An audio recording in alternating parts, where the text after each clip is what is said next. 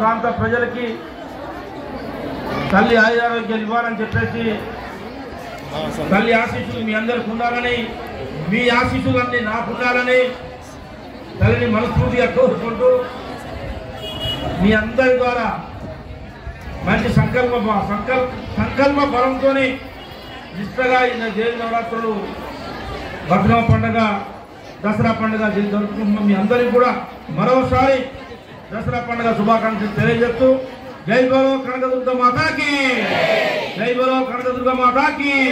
Thank you, అందరికీ నమస్కారం. నిజంగా నేను చాలా 4-5 రోజుల నుంచి చాలా చోట్ల కూడా బతుకమ్మ పండుగ కార్యక్రమాలు చూస్తున్న వాళ్ళతో చాలాసేపు సమయం కూడా ఇస్తూ వాళ్ళ ఆట పాటలని చూసుకుంటాము. కానీ ఇంత గొప్పగా